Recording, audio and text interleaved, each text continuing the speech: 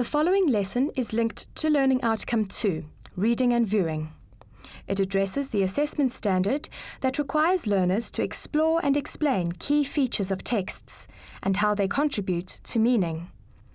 Learners should be able to identify and explain the purpose, structure, and language use in texts.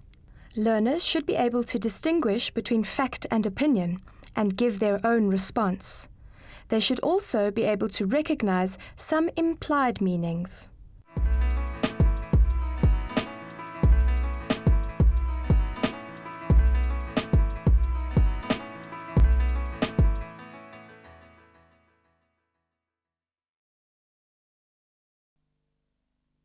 Hi!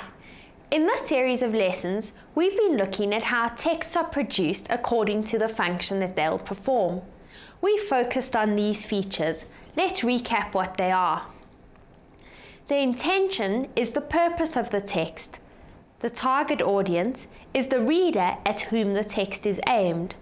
Genre refers to the type of text that has been produced, and the format is the layout of the text.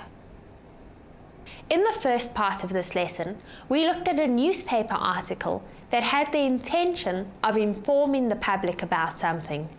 We also discussed how because newspapers have a general target audience, they use language that most people can understand, and they also don't cover topics in too much depth. In this part of the lesson, we're going to look at another newspaper article.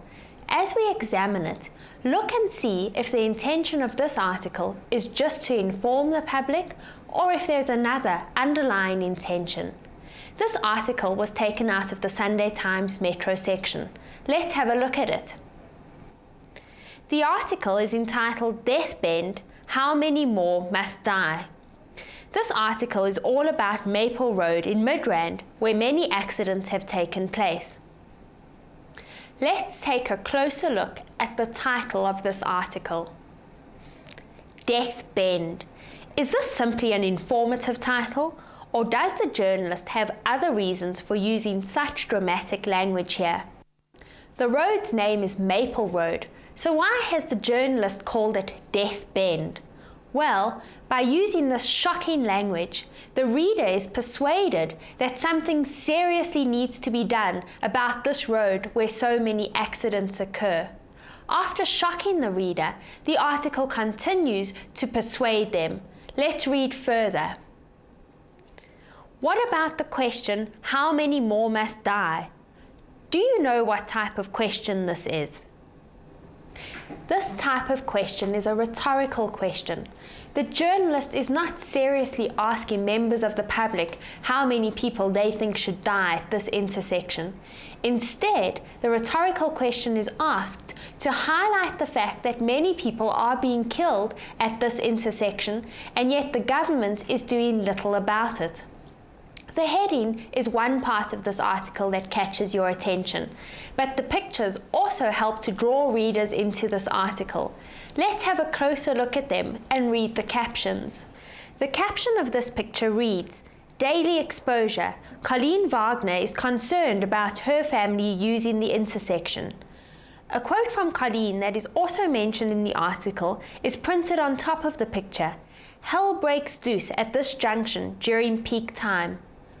What effect do the picture and the caption have?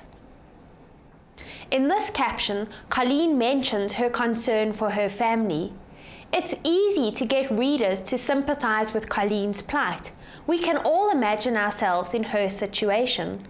Let's look at the other picture and read the caption. The caption of this picture reads, "Permanent damage. Clinton Reinders, paralyzed in an accident at Death Bend, says the authorities must take action." What is the effect of including these pictures? It's quite easy for readers to ignore statistics, but all of a sudden, Death Bend's victims have been given a human face. We feel sorry for this man and are more likely to take up his cause and help get something done about Death Bend. Let's look at the features that we wanted to discuss in terms of this article. Intention. The purpose of this text is to shock the reader and persuade him or her that something needs to be done.